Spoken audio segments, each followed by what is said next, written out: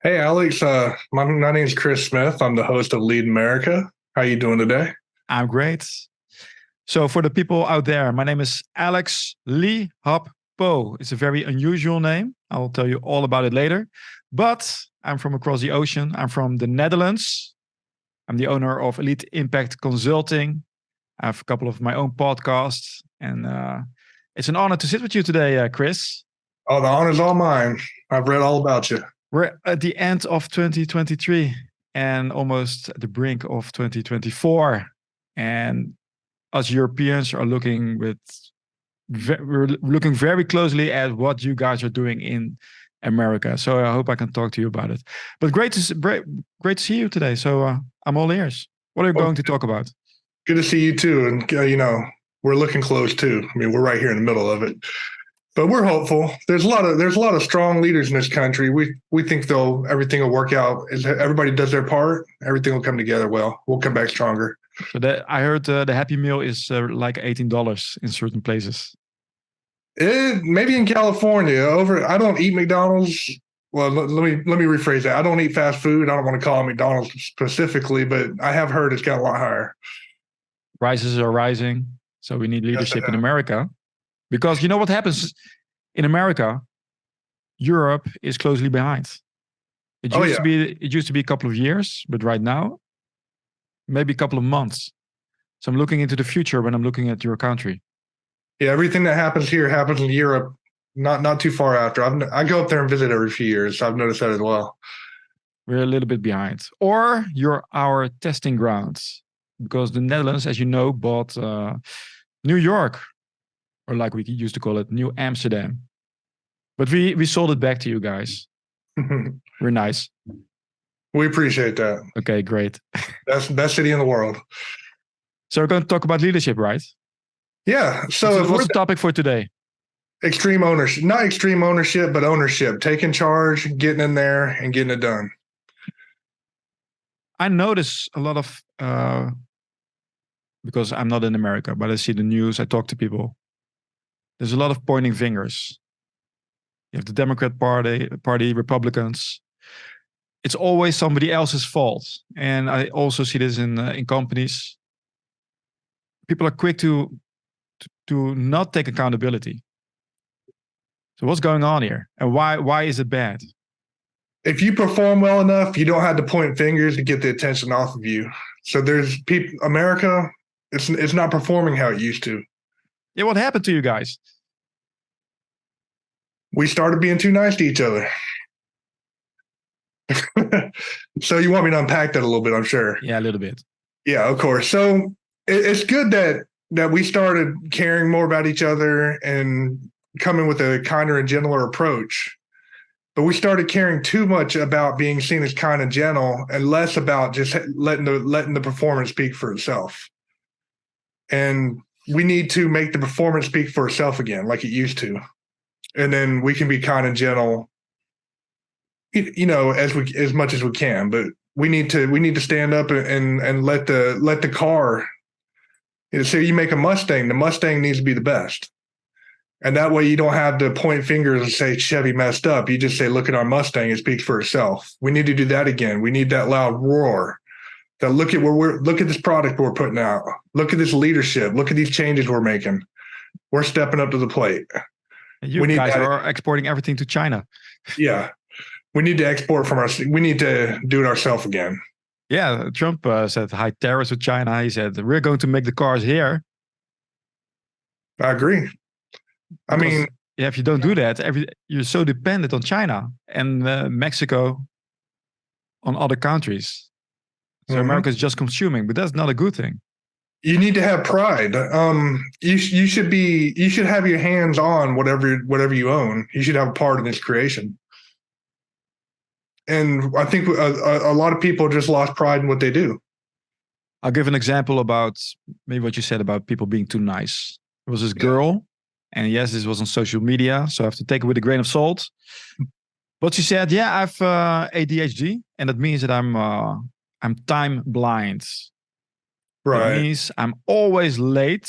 So I want my employer to accommodate me. They shouldn't expect me to be there on time."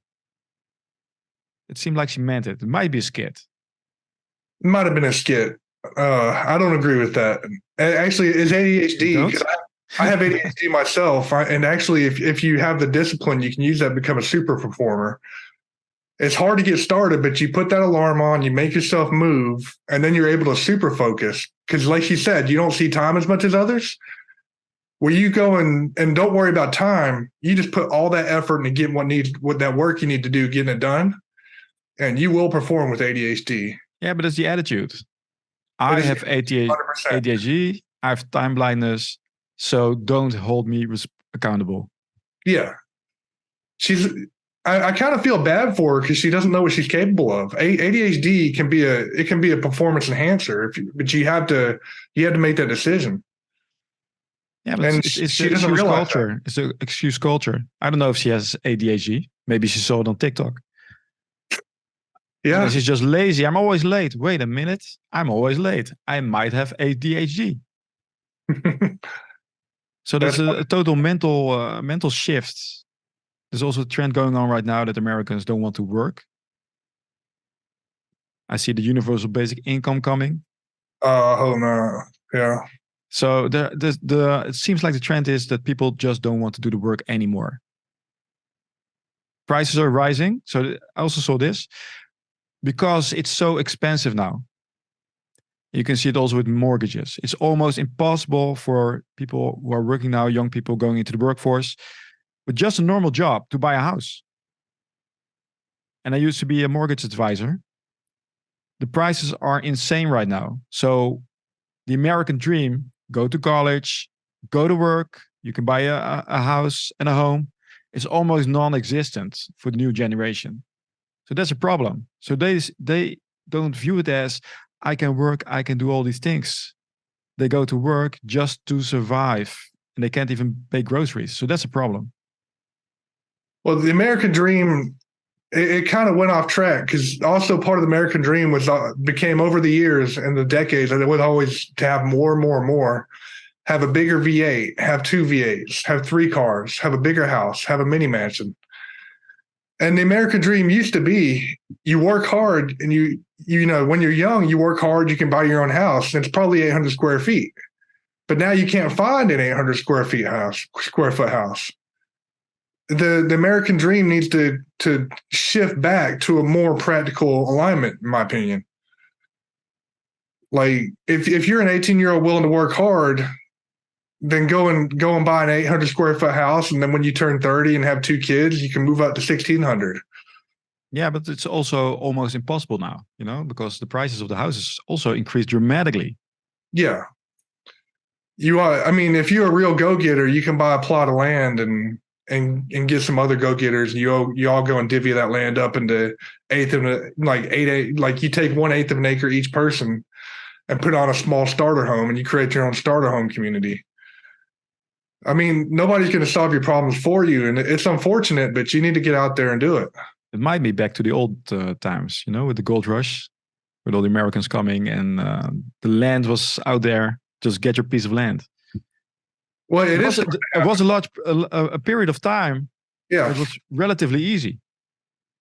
Well, it's starting to happen now. People are starting to, because of the housing problems, people are starting to buy land and build quadplexes or duplexes on them now. Okay. So, and a few years ago, that was unheard of. A few years ago, all that was built was mini mansions or large homes. So it is starting to kind of go back in time a little bit because the quadplex is a more practical solution. What are those for us Europeans who don't know?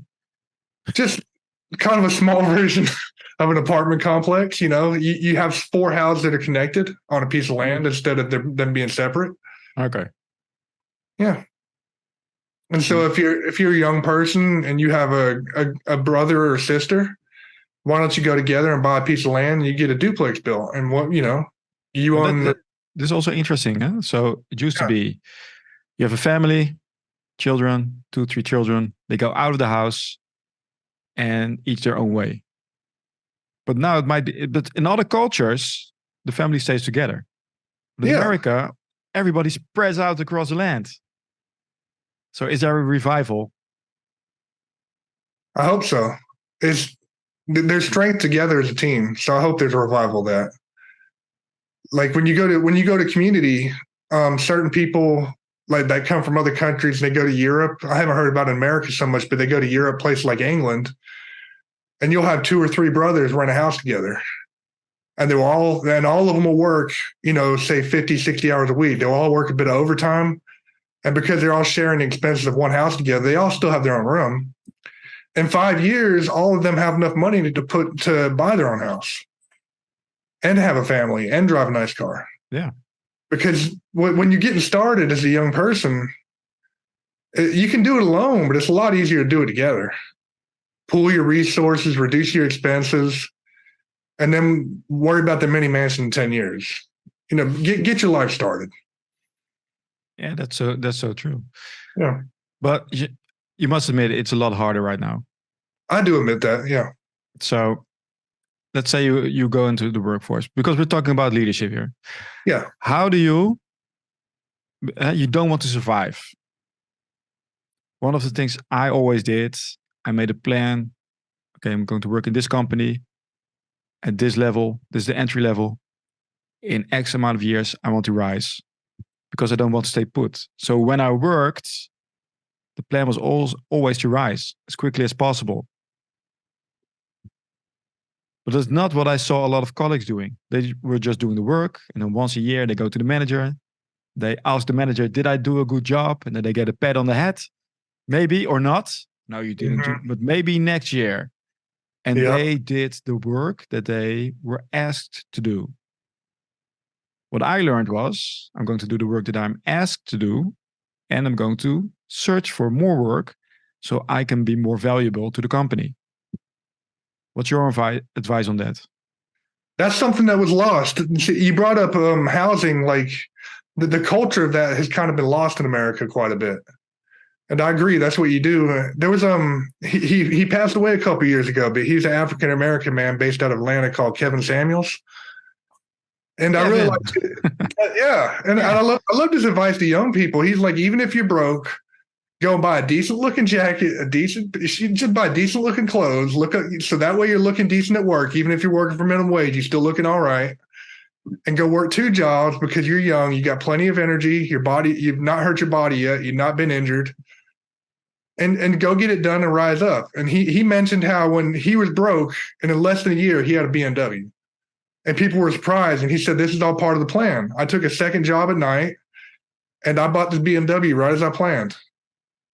Because did you know that you die young when you do that? He didn't die that young. He's about 51, I think. That's young. I know. I'm almost 51. Me too. I mean, I'm not that far off myself. I loved it go, but he died because he had a heart attack. So if anything, you want to just take what he did and then go. I don't know. He was with a woman. I don't know what she did. I don't know about. He was with night. But he died of a heart attack. I don't know what happened. Let's not go there. But he died of a heart attack. So what's your advice if you want to go into a company and you want to rise? Go in there, as I said, dress well, be nice to everybody, be assertive, like you said, but don't try to outshine your boss either. Go and be an asset. Make sure that your work is noticed, but don't try to outshine your superior. And you're going to be building skills this whole time. You're not out there just working and getting your boss ahead and not doing anything for yourself. You're learning new skills. You're being appreciated by those above you, and that right there is a good start. And over time, your boss, if you're helping your boss, a good boss is going to let you rise up with them. And if they don't, well, you've still become a better employee for yourself to bring what you learned somewhere else. I did a couple of things. I made sure I talked to my manager. This is more than 10 years ago, regularly, to have the key metrics. Like, okay, what do you want for this? Because everybody has their job, but what do you want? Also for him, what are your ambitions? Maybe he wants to rise. I want to help him get where he wants to go. And usually it was cooperation with other divisions or some new project that has to be started. Somebody has to be the front runner. So I always took those key positions. And I made sure that I always checked with the manager, is this what you want me to do? Is this cool? And I ask a lot of advice. What do you think I should do? I have this, this, or this. Give 3 options. And then he can think, I think option B is the greatest. I'm like, whoa, that's very insightful. I wanted to do the B. Of course, you have to make, always give 2 or 3 choices. And this is one of the things. What I also did was I did a lot of extra ideas. Yeah. So I go to the manager, you know how we can do this and this? I created event to get all the eyes on the department. I wanted to look him good, to make him look good. Yeah, make your boss look good. Yeah. And give him things that he didn't even think about. So I'm not thinking about me. How can I look my manager? How can I make my manager look better? Yeah. And what I also did was I connected to a lot of other departments because it was a huge bank, international bank, a lot of departments. And I just talked to people. Hey, what do you do? Meet managers. That's one thing a lot of people don't do anymore.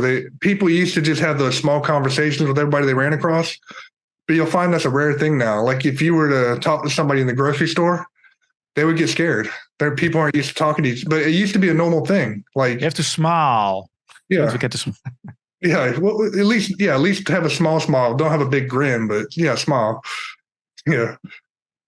But I noticed that a lot of the times if you just talk to other departments, people love to talk. Just ask questions. Hey, what do you do? Wow, how do you guys do that? I went to the investment department. Okay, cool. What do you do? They told me all about investing. I could sit there. You know how most people just worked 2 hours a day, right? Out of the 8 hours. 2 hours productivity. So I took a lot of productive hours away from them. But it was not like they're going to do productive things anyway, because they're talking. I'm just there. Yeah. So and what happens if there's an opening? The first one to think about is me. Mm-hmm. Like if the company's having a after work get together, a lot of people don't go to those. Just go and you don't have to go there with an agenda. Just go there and just make small talk and talk to different people and see if you're compatible with anybody to potentially learn from them. Well, I always have had an agenda. Yeah. Because what happens if you don't do it? Because I'm not very good at just mingling. Yeah. I'm not very good at that. I have to have a purpose. And that's respectable. You're a go-getter. Yeah, but maybe most people aren't thinking the same thing. They're going out and just having fun. I'm like, okay, who can I talk to? That's what I'm trying to. Meaningful conversations. Yeah, I think being a go-getter is good, but I'm just trying to encourage people that don't do it at all.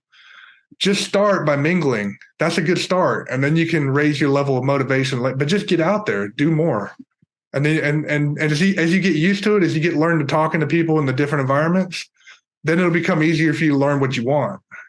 So just do it. The slogan is already taken, but I like it. Okay, that's. It's just you have to be interested. Also, genuinely, because I am genuinely interested. It's not like I have an agenda. I'm just asking questions for the sake of asking questions. I'm really interested in how things work in other departments. How do you do that? Okay, well, how do you do it like this? If you have genuine interest and you're in the moment, so you have an office party and you're with your drink in hand, just blah blah blah blah, yeah, and you're just looking around, looking for another person who's maybe cooler to talk to. The other person notices that. Oh yeah, right. I see it all the time. Yeah, They look at you and then they go glaze over. They're not in the present because they're always thinking about themselves. Yeah, don't act like you're at the party trying to hang out with the football team instead of the basketball team. Like you're there, you're there to network, not to mix and try to gain popularity. So the genuine interest, but I had to learn that, how to be in the moment. And a lot of what helped was I was a police officer for a while. And it helped because you have to, if you're talking to suspects or just talking to anybody on the streets, you have to be really focused on what's going on, all the nonverbal cues, everything. Mm-hmm. So you have to become hyper aware. That takes you into the moment, especially when there's a threatening situation. I learned a lot about being in the present at that time. And when you do that, I heard Bill Clinton did that also. When he talks to you, you're the only one in the room. That's an incredible skill, right? That by itself is an incredible skill. Only focus. Yeah. Look people in the eye and be genuinely interested. Just people notice when you're just asking questions to ask questions. Always ask at least a couple questions, no matter, even if you think you know it, by asking a couple questions, you're engaging. Because a lot of people are feeling you out, and they're not gonna go into more detail if you're not giving them a reason to. If you're not giving them the cues to keep talking. How do you do that? If you talk to somebody, but a lot of people, we always look at ourselves. Oh, I'm nervous. Other people are nervous as well. Mm-hmm. They might not seem like it. How do you do that when you engage with somebody and you notice they're not very talkative? You ask them about what challenges they face. Everybody can relate to having faced challenges and how they dealt with that. And don't go heavy. Don't ask about the light challenges. And if you're in the work environment, you should have an idea. And if you don't, just keep it as light as you can. How do you do that? What are some of your challenges of your department? Yeah, exactly. Really? Yeah. Okay. Because people don't want to talk a lot about right away, about what goes wrong. Right. Well, a lot of the time, people in leadership have more experience with talking to everybody and mingling. Of course. And you give them a chance to talk to you.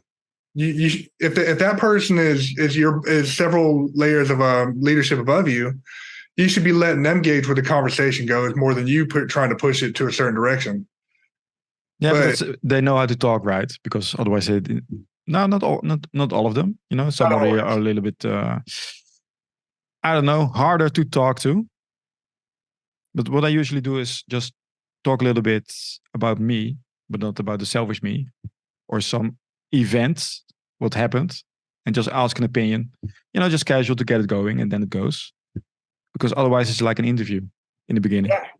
So, how you doing? I mean, if it's a company event where people are trying to have fun, a lot of time it's easy to start a conversation. You just look like you just smile and look like you're having a good time, and just be like, "Hey, my name," just give them your name and don't even. You just go in. Yeah, just go in. I mean, yeah, like that. Yeah. If you look pleasant to talk to, a lot of people be happy just to start talking. So how do you look pleasant? Yeah, that's a good one. So you got to get yourself in the mindset. When you walk, like before you even walk in that door, tell yourself that you're going to be having a good time, and think about the positive thing. If you know there's going to be snacks, look forward to the snacks. Think about the snacks you're going to eat. If they're giving out drinks, like, oh, well, there's going to be free beer in there. How can I not be happy? Like, look for the things to be happy about before you even walk in that door. I used to be terrible at this. I used to be so much in my head and I watching. Yeah. Like the last event I went to was at a company baseball game, and I was happy just to be going to a free baseball game and have free parking. And so I just thought about how happy I am to go and have a night out on the town for free. And I wasn't trying to look artificially happy. I was like, I'm genuinely happy to be here. I don't have to pay for this, and I'm going to have fun. Yeah, that's not fair. That's a baseball game, free baseball game. That's not fair. But I used it. Hey, it was there, and I used it. So I met a lot of people that night at the company event. But yeah, what are other advices? Somebody's really in their head, and they're not at an NBA basketball game or a baseball game. That's where you try to become friendly with your coworkers before this event happens. So that way you have people that you can naturally feel comfortable around to walk in there with. And if you're young and you're not used to mingling yet, just getting in there with a couple other people you're comfortable with, and that right there is a start. You start to look at and you watch other people a little bit. You talk to your work friends, but you also watch other people a little bit and start to put two and two together in your head. And then you just like say hi to somebody here, say hi to somebody there. And you just start becoming more comfortable with it. You step in there slowly. You don't jump in the deep end. You take the stairs into the pool the first time. You just take your smartphone with you and like, do you want to? Let's chat. Easier. You can do that a little bit. Like if you feel like you're having trouble with small talk, you can talk a little bit. No. Please don't do the chat. I was just kidding. No. I was saying what I was saying, referring to on a smartphone is you can have a couple funny things in your phone. That way, if you start to feel uncomfortable, look at your phone, laugh, and then go back to talking. That's a good one. Kind of recharge your dopamine a little bit. Yeah, I have a couple of memes ready. Yeah. Well, look at what I saw. Maybe it's a starter for a starter conversation.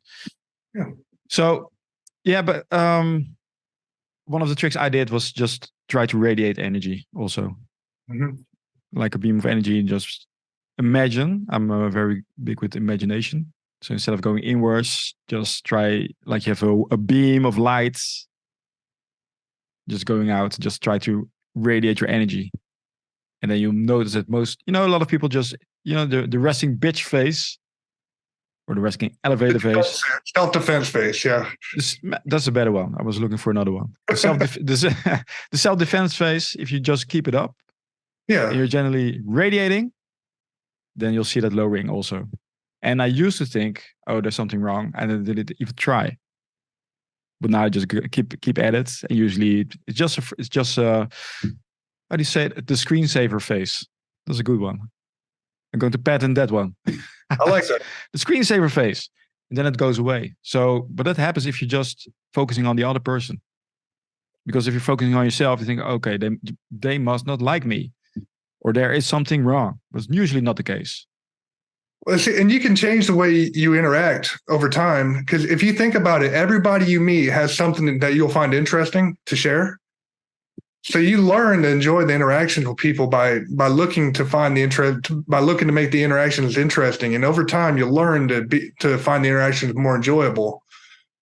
And that just makes the whole process, if you put in the effort, the process becomes more natural. It's doing a lot of reps, indeed. Doing a lot of reps. So what advice do you give if somebody, if you have a new, new personnel, you're in a leadership position, how do you guide new people? Because I used to always guide new people who were straight out of college, university. What advice do you give them when they come into the company? You go and greet them like you're happy to meet them. You're happy to see them there. Because they're walking into a foreign environment in a building they've never been in before. Everything's new. You go, oh, hey, and just like you're happy to see them. And that'll instantly they're like, oh man, okay, it's going to be all right. That's the first thing you do is let them know it's going to be all right. And then you start from there. You lead them hit them with a war. Hey man, it's going to be all right. Yeah. Here's your sword and shield. Get out there. No. Yeah. Yeah. Step them. You walk them to the door front and you just start showing them around and don't overwhelm them. And yeah. The main thing is after you let them know it's going to be all right, that very first step, which is the most important, you can feel them out from there. Because they'll start to reveal themselves, the way they look around and the body language and what they ask. And you can work with them. I was in the beginning, I don't say a lot. No, welcome. And then because I want to see what they do. Yeah. You have two types of people. The first just sits there and waits for orders. And the other one goes searching for their own things to do. And that says a lot about how they're going to work. Right. And if they're the latter kind that looks for work instead of waiting for an order, you can give them, if you have multiple tasks they can do, you give them an option and say, which would you like to learn first? That way, even though like you said earlier, give them options. Yeah. Yeah, because you have the go-getters, because they come out of university, go into banking, and a lot of them burn out because they do too much. Right. Once I noticed that, I always warn them. I had a girl, it's a girl, she was maybe 25, crying that she couldn't come to an event because she worked too hard. Like, whoa, take some time. You're too young to have a burnout. You're too young for this. She just overwhelmed. She took. Yeah, I understand what you're saying. You just got to tell her, like, hey, go take a break every once in a while. Like, even though it's not a scheduled break, hey, go take 10, come back. It's very hard to see because they look great. They're smiling, interacting, doing the job. And then they crash. They just crashed. Yeah. So I noticed that I really have to, during the coaching, go into more detail. So what are you doing? And not let them get away, because they leave things that are unfinished or undone, and don't fall into the bullshit from no, I'll get to it and this. They're going to put you off track. Really have the conversation. Okay, this should have been done. Why isn't it done? Yeah. And it might be a little bit harsh because you won't let them get away with it, but it's better in the long run. You have to protect them from overworking. You do. Like, and sometimes, like if they crash where their face goes blank because they've just taken so much in that their brain just gets overwhelmed and they can't process anymore. Just that's when you go up and just say, like, just go take 10 and come back. And they start like, oh, I can keep pushing. No, you're doing good. I love the effort. Go take 10 and come back. You're doing real good, but I need you to take 10 right now. I haven't seen something like that extreme. Yeah, I've seen that a couple times. You have? Yeah, they literally push 100% so much that their brain shuts down and their face goes blank like a computer that turned off. They push too hard. And you say, just take 10 minutes. Yeah, take 10 and come back. Like it's not gonna the fire is not gonna take over the building while you're gone. It's gonna be okay, I would say you take the day off. So you're harder than me. You're harder than me. You're tougher. You're tougher than me. Take a drink, come back, do push-ups. That's not a bad one. If you have a little, go do some push-ups. Yeah, burn off some. That is true. That is true. That's not bad. Yeah, it would help. I agree with that. You can't tell them to do that in America, but I do agree with that. So to the listeners, we went all over the place. Why? Because this is the land of the free, home of the brave. We go all over the place.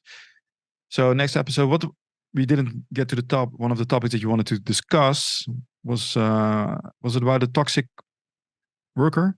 Yes, it was about the workers that look good to their boss, but they're bad to everybody else when nobody's watching.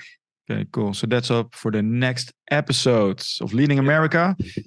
Yeah, you'll know and learn how to rise to the top and lead your people, because we want to make America great again. So you're Trumpist. No, I know. No, I'm not. I'm just joking. I think politics, but yeah. So I made you walk into it with open eyes. Yeah. Okay, thanks, man. And see you next time. All right, it's been my pleasure. Thanks, Alex.